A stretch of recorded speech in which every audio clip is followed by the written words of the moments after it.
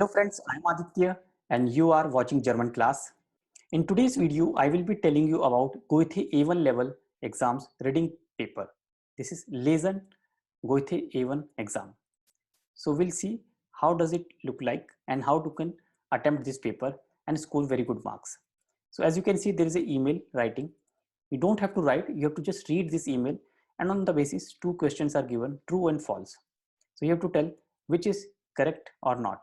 Richtig or false, and you have to put a cross before the correct answer.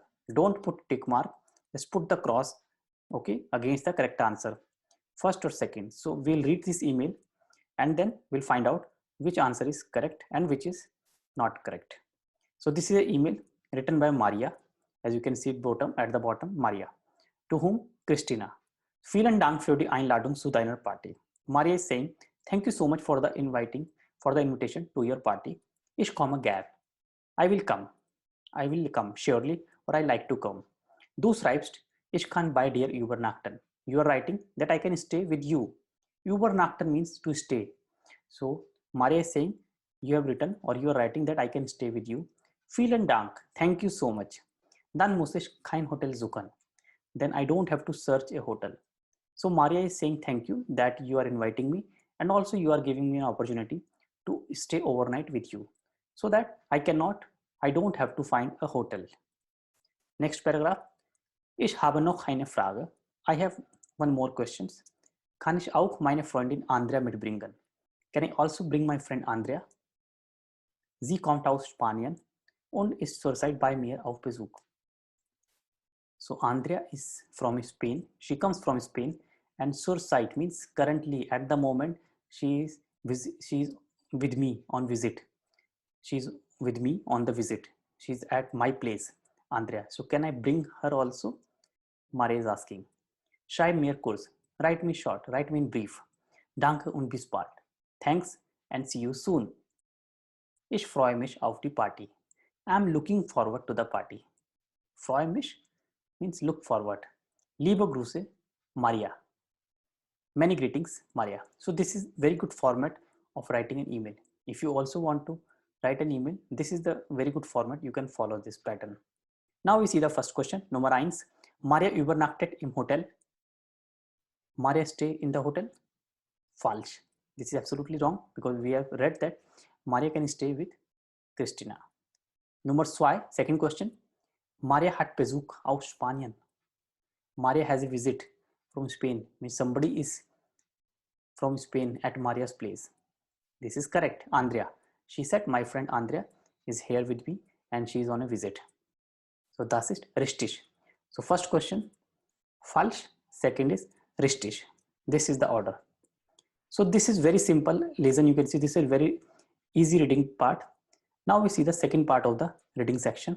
How does it look like? So this is the second email. Again, we have to read this email and on the basis of that, we have to find out the correct answer. 3rd, 4 and 5. So total there are 5 questions you can see here and you have to find out the correct answer. So this is again one more email. Lieber Herr Schmidt. Dear Mr. Schmidt. Vielen Dank für Ihre E-Mail. Thank you so much for your email. Leider kann ich Sie am Montag, dem 18. März 15 Uhr nicht besuchen. Leider means unfortunately. Unfortunately, I cannot visit you on Monday, 18th March at 3 p.m. Ich habe an diesem Tag noch andere Kundentermin. I have on this day one another customer appointment with a customer. So I cannot come. Sorry. Wir können uns aber nach 19 Uhr treffen oder gern auch am 19. März. We can meet anyway at 7 p.m. or on 19th of March. So either we can meet 7 p.m. on 18th March or next day on 19th March. An diesem Tag habe ich den ganzen Tag frei. On that day I have the whole day free. Means on 19th is free on the whole day. Viele Grüße, many greetings, George Bauer. So this mail is written by George to Mr. Schmidt. It's a very formal email. As you can see, Z form has been used. Z form is we use for the formal. Now we see the question number 3, 4 and 5. Herr Bauer möchte Herrn Schmidt besuchen.